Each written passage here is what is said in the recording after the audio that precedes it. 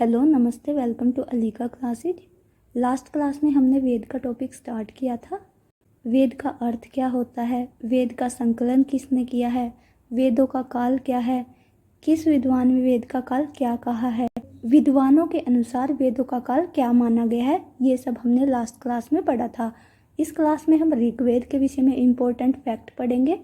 ऋग्वेद से रिलेटेड जो भी इम्पोर्टेंट फैक्ट है आज उन्हें पढ़ेंगे।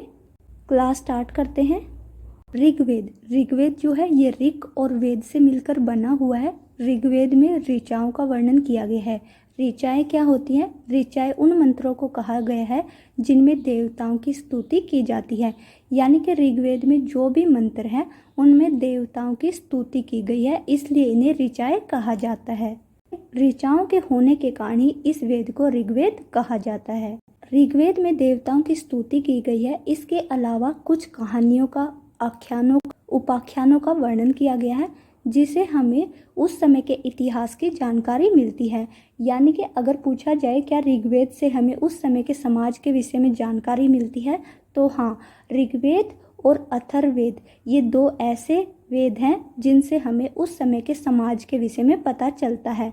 दो यजुर्वेद और सामवेद वो हमें किसी भी ऐतिहासिक जानकारी नहीं देते। ये आपको याद रखना है, कौन से ऐसे वेद हैं जो हमें ऐतिहासिक जानकारी देते हैं और कौन से वेद हमें ऐतिहासिक जानकारी नहीं देते, क्योंकि ये क्वेश्चन पूछ लिया जाता है। अभी हम ऋग्वेद पढ़ रहे हैं। ऋग्वेद क्या होता है? जिसमें देवताओं की स्तुति की गई है, देवताओं को याद किया गया है। अलग अलग ऋषि ने अलग अलग देवताओं के विषय में वर्णन किया गया है। ज़्यादातर जो आपको देवता मिलेंगे वो प्रकृति से संबंधित मिलेंगे, जैसे अग्नि, वायु, यानी कि जो प्रकृति से संबंधित देवता हैं उन्हीं के विषय में पढ़ते हैं। ऋग्वेद 10 मंडलों में विभाजित है। ये सब आप जानते हो। ऋग्वेद कितने मंडलों में विभाजित है? 10 मंडलों में। और ये मंडल जो है इनमें सूक्त भी दिए गए हैं। जो भी सूक्त है वे सभी के सभी सूक्त क्या हैं? अलग अलग ऋषियों के द्वारा लिखे गए हैं। कौन से ऋषि ने कौन सा सूक्त लिखा है, कौन सा सूक्त इम्पोर्टेंट है, ये अभी हम बाद में पढ़ेंगे, थोड़ी देर के बाद। अभी हम ऋग्वेद से रिलेटेड जो भी इम्पोर्टेंट फैक्ट है और डायरेक्टली पूछे जाते हैं उन्हें पढ़ेंगे। जैसा कि मैंने पहले ही कहा था, हम इम्पोर्टेंट फैक्ट पढ़ेंगे, पूरी थ्योरी नहीं पढ़ेंगे। पॉइंट टू पॉइंट बातें ही पढ़ेंगे जो एग्जाम में पूछी जाती है। ऋग्वेद का देवता कौन है? ऋग्वेद का देवता अग्नि को कहा जाता है। यानी कि डायरेक्ट क्वेश्चन पूछा जाए ऋग्वेद का देवता किसे कहा गया है? अग्नि को। वैसे तो ऋग्वेद में बहुत सारे देवताओं का वर्णन है, जैसे इंद्र है, वरुण है, रुद्र है, विष्णु है, लेकिन अगर आपसे पूछा जाए कि ऋग्वेद का देवता किसे कहा गया है तो आपको क्या करना है? अग्नि को टिक करना है।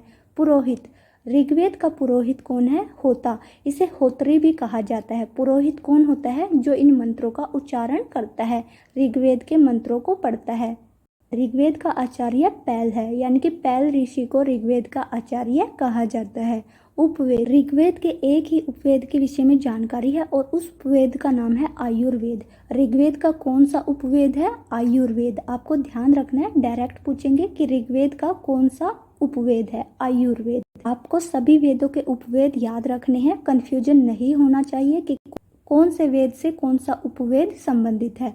ऋग्वेद का उपवेद कौन सा हुआ? आयुर्वेद। नेक्स्ट है ऋग्वेद, यानी कि ऋग्वेद का अर्थ क्या है? ऋग्वेद में किसका वर्णन किया गया है? ऋग्वेद की विषय वस्तु क्या है? ऋग्वेद में ऋचाओं का संग्रह है।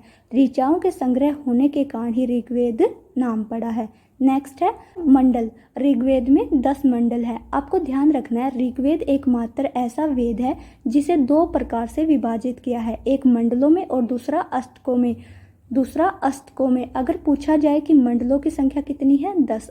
क्वेश्चन पूछ लिया जाता है अष्टक के आधार पर किस वेद को विभाजित किया गया है? ऋग्वेद को। ऋग्वेद में 10 मंडल हैं। जब हम पढ़ेंगे तो इन 10 मंडलों के विषय में नहीं पढ़ेंगे, जो इम्पोर्टेंट है उसी मंडल के विषय में पढ़ेंगे। नेक्स्ट है सूक्त। ऋग्वेद में 1028 सूक्त है। इन 1028 में से 1017 अलग से डिवाइड किए गए हैं और 11 अलग से डिवाइड किए गए हैं। ये जो 11 है इन्हें बालखिल्य सूक्त कहा जाता है। अगर आपसे क्वेश्चन पूछा जाए कि कितने सूक्त हैं, आपको 1028 पे टिक करना है। लेकिन अगर पूछा जाए कि ऋग्वेद में कितने बालखिल्य सूक्त हैं, यानी कि बालखिल्य मिले या फिर बालखिल मिले, तो आपको क्या करना है? 11 करना है। कितने सूक्त हैं? 1028। इनको दो प्रकार से विभाजित किया गया है। 11 बालखिल्य सूक्त है और जो अन्य है वो 1017 हैं। इसके बाद है मंत्र। ऋग्वेद में कितने मंत्र हैं? ऋग्वेद में 10,580 मंत्र हैं। कई जगह पर आपको 10,462 भी लिखा मिलेगा। आपको कोई एक ही ऑप्शन दिया होगा, दोनों ऑप्शन में नहीं दिए होंगे, आपको ध्यान रखना है। कितने मंत्र हैं? 10,580 या फिर 10,462। आपको दोनों ही याद रखने हैं। नेक्स्ट है शाखाएं। ऋग्वेद की कितनी शाखाएं हैं? ऋग्वेद की शाखाएं पूछा जाएगा पतंजलि के अनुसार कितनी है, या फिर डायरेक्ट भी पूछ लिया जाए। मोस्टली जो पूछा जाता है ये पूछा जाता है कि पतंजलि के अनुसार ऋग्वेद की कितनी शाखाएं हैं। आपको याद रखनी है 21 शाखाएं। कितनी? 21 शाखाएं। अगर पूछा जाए कि इन 21 में से कितनी उपलब्ध है, 21 में से अभी एट प्रेजेंट 4 ही उपलब्ध है, अन्य के विषय में नहीं पता चलता, या फिर उनका नाम ही पता है, उनके विषय में जानकारी नहीं है, यानी कि उनका कंटेंट हमें नहीं मिलता। ऋग्वेद की 4 ही शाखाएं उपलब्ध हैं। आपको ध्यान रखना है क्वेश्चन कैसे पूछा जा रहा है। ऋग्वेद की कुल शाखाएं कितनी है, या फिर ऋग्वेद की उपलब्ध शाखाएं कितनी है। कुल शाखाएं पूछा जाए 21 होंगी और उपलब्ध शाखाएं कितनी होंगी? 4 होंगी। ये जो 4 उपलब्ध शाखाएं हैं ये कौन कौन सी है ये हम बाद में पढ़ेंगे। नेक्स्ट है पुरुषार्थ। पुरुषार्थ ये यहाँ पर इतना आपको ध्यान नहीं रखना है, सभी को पता है कि पुरुषार्थ 4 प्रकार का होता है। धर्म, अर्थ, काम, मोक्ष को पुरुषार्थ कहा जाता है। ये यहाँ पर इसलिए लिखा गया है कि आपको ध्यान रखना है ऋग्वेद में चारों पुरुषार्थों का वर्णन किया गया है। पूछ लिया जाता है कि ऋग्वेद में कितने पुरुषार्थों का वर्णन है? चारों ही पुरुषार्थ का वर्णन है। नेक्स्ट है संवाद सूक्त। ऋग्वेद में कितने संवाद सूक्त है? संवाद होता है बातचीत करना। एक ऋग्वेद में संवाद सूक्त कितने हैं? 20। ऋग्वेद में संवाद सूक्त कितने हैं? 20। यानी कि जो 20 हैं वो संवाद सूक्त है। डायरेक्ट याद रखना है कितने संवाद सूक्त हैं? 20। इसके अलावा ऋग्वेद में दार्शनिक सूक्त है 12। दार्शनिक सूक्त कितने हैं? 12। दार्शनिक सूक्त वो होते हैं जो विवेक के ऊपर ज़्यादा जोर देते हैं, यानी कि जहाँ पर सोच समझ, जैसे हमारे दर्शन ग्रंथ है, दर्शनों में क्या है? आत्मा क्या होती है, मोक्ष की प्राप्ति कैसे होती है, मोह माया से दूर चले जाते हैं, यानी कि जहाँ पर हमें इस दुनिया से हटकर मोह माया से सांसारिक विषयों को छोड़कर मोक्ष प्राप्ति की तरफ आत्मा के शुद्धता की ओर ध्यान दिया जाता है, उन्हें हम दार्शनिक सूक्त कहते हैं। दार्शनिक सूक्तों की संख्या 12 है। एक बार फिर से देख लेते हैं जो भी हमने पढ़ा। ऋग्वेद का देवता अग्नि है। पुरोहित, ऋग्वेद का पुरोहित होता कहलाता है आचार्य, बैल। ऋग्वेद का उपवेद आयुर्वेद है। ऋग्वेद ऋचाओं का संग्रह होता है। ऋग्वेद में 10 मंडल है। ऋग्वेद में सूक्तों की संख्या 1028 है, जिनमें 11 बालखिल्य सूक्त हैं। ऋग्वेद के मंत्रों की संख्या 10,580 है। ऋग्वेद की शाखाएं 21 है, लेकिन उपलब्ध जो हैं वो 4 हैं। ऋग्वेद में 4 पुरुषार्थ है। संवाद सूक्त कितने हैं? 20। और दार्शनिक सूक्त कितने हैं? 12। अभी हमने पढ़ा था कि ऋग्वेद में 20 संवाद सूक्त है। कितने संवाद सूक्त हैं? 20 संवाद सूक्त है। हम 20 के 20 संवाद सूक्त नहीं पढ़ेंगे क्योंकि सभी इम्पोर्टेंट नहीं है। हम 20 के विषय में नहीं पढ़ेंगे, हम जो इम्पोर्टेंट है उसी के विषय में पढ़ेंगे। यहाँ पर आपको कुछ इम्पोर्टेंट संवाद सूक्त बताए गए हैं, इनको ध्यान रखना है। ये बार बार पूछे जाते हैं। इनमें से भी हम कुछ ऐसे हैं जो बहुत बार पूछे गए हैं, उन्हें पढ़ेंगे। जैसे विश्वामित्र नदी संवाद, ये बहुत ही इम्पोर्टेंट है और बार बार पूछा जाता है। विश्वामित्र नदी संवाद, ये विश्वामित्र नदी संवाद जो है ये ऋग्वेद के 3रे मंडल में है। ये जो आपको आगे दिए गए हैं ये मंडल है, और जो ये बाद में दिए गए हैं ये सूक्तों की संख्या है। ये ऐसे आपको 3 और 33 लिखा हुआ है। इसका अर्थ है ये पहले वाला मंडल है और ये बाद वाला सूक्त की संख्या है। आपको ध्यान रखना है जो विश्वामित्र नदी संवाद है वो ऋग्वेद के 3रे मंडल में है। क्वेश्चन कैसे भी पूछा जा सकता है, जैसे पूछा जाए विश्वामित्र नदी संवाद किस वेद में है? आपको ध्यान रखना है ऋग्वेद में। सेकंड क्वेश्चन क्या होगा? विश्वामित्र नदी संवाद ऋग्वेद के कौन से मंडल में है? 3रे मंडल में। फिर आपसे क्वेश्चन पूछा जा सकता है विश्वामित्र नदी संवाद कौन सा सूक्त है? तो आपको याद रखना है 33वां, यानी कि 33। विश्वामित्र नदी, इसमें विश्वामित्र जो है ये विश्वामित्र ऋषि है, और जो नदी है ये नदियां हैं। कौन सी नदियां हैं? इसमें 2 नदियां हैं, एक व्यास नदी और एक सतलुज नदी। व्यास नदी को वेदों के टाइम पे विपाट नदी कहा जाता था और सतलुज नदी को शतरुंधि नदी कहा जाता था। आपको इतना ध्यान रखना है, 2 नदियां हैं विपाट सतरुदी, यानी कि व्यास और सतलुज नदियां। यहाँ पर जो विश्वामित्र है वो इन नदियों से प्रार्थना करता है, इसमें यही वर्णन किया गया है। इसके साथ ही आपको याद रखना है जो विश्वामित्र नदी संवाद है इसमें 13 मंत्र हैं। डायरेक्ट क्वेश्चन पूछा जाएगा वे इतने मंत्र हैं, 13 मंत्र है, यानी कि जो विश्वामित्र है और नदियां हैं इनके बीच में जो वार्तालाप हुई है वो 13 मंत्रों में हुई है। जितना आपको बताया जा रहा है उतना आप याद कर लेना, बहुत सारे क्वेश्चन आपको इसी में से मिल जाएंगे।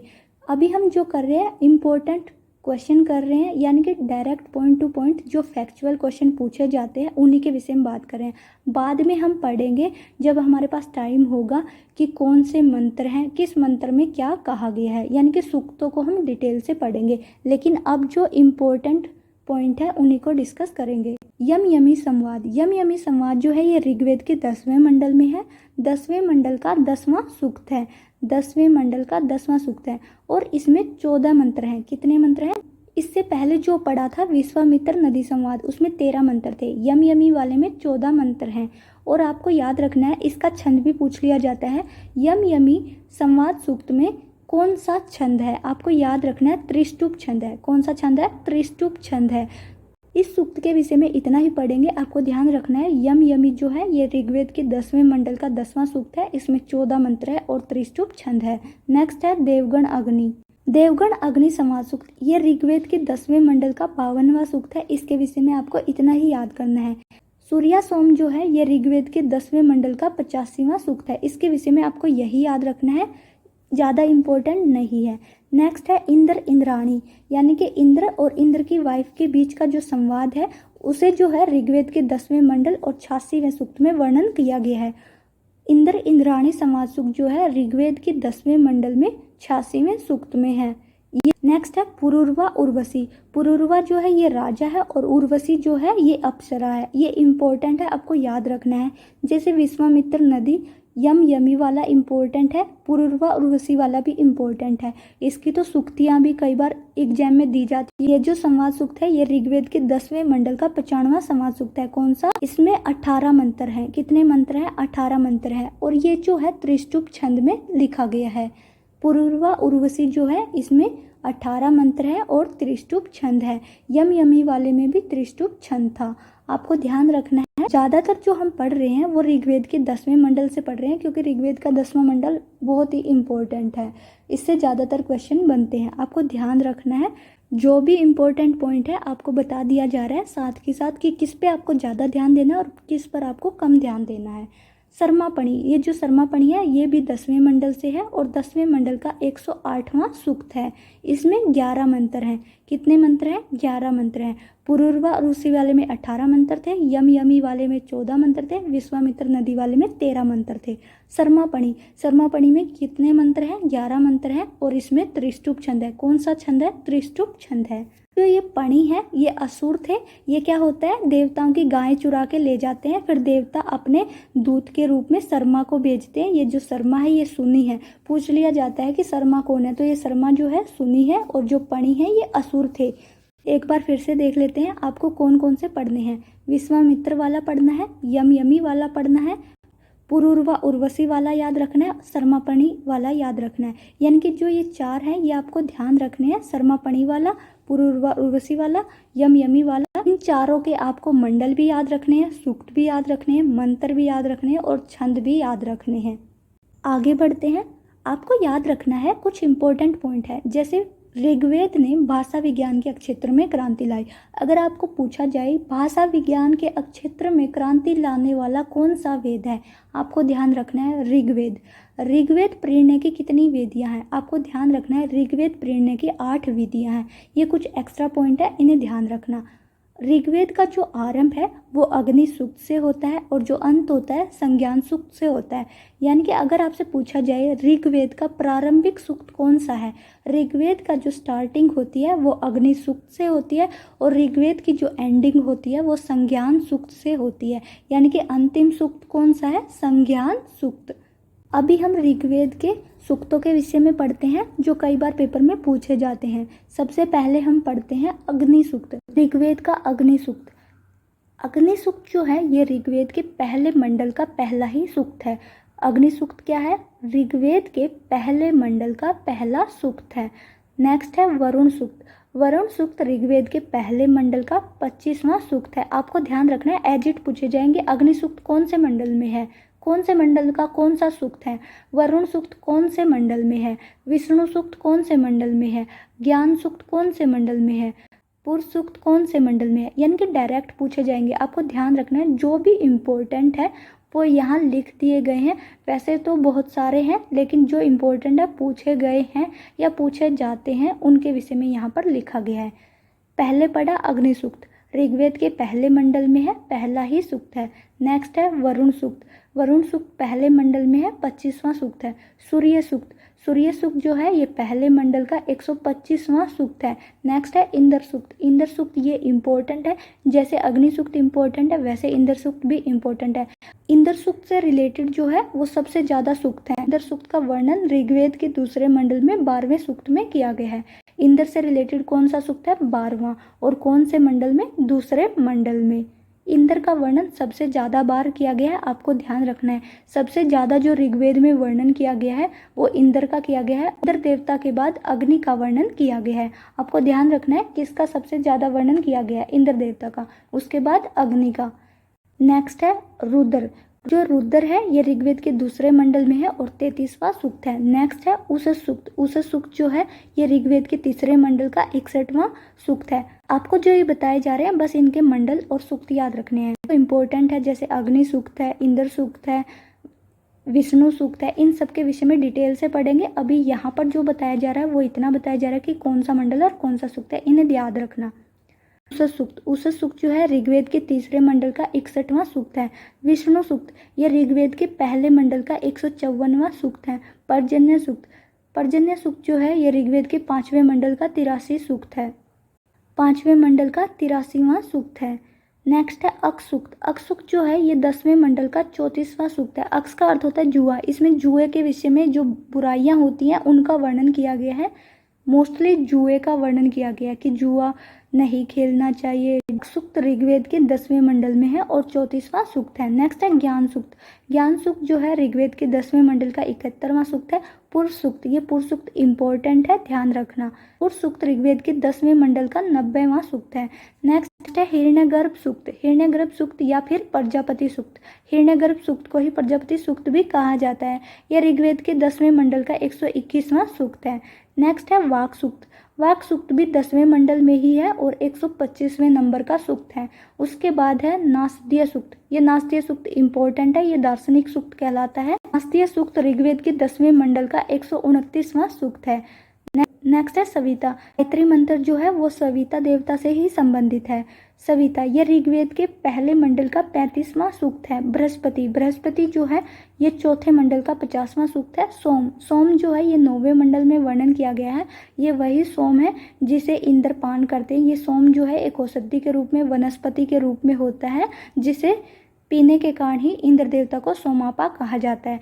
सोम का वर्णन किसमें किया है? 9वें मंडल में किया है और 9वें मंडल के 80वें सूक्त में किया गया है। अब इनमें से कुछ इंपॉर्टेंट है जो आपको ध्यान रखने हैं।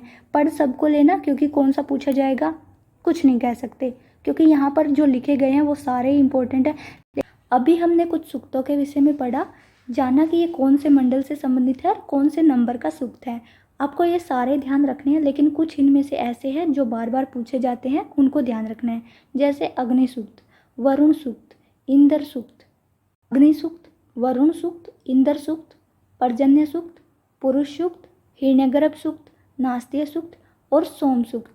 ये ऐसे हैं जो बार बार पूछे जाते हैं। इनके विषय में आपको बहुत अच्छे से पढ़ना है। इनके विषय में हर एक जानकारी आपको याद रखनी है।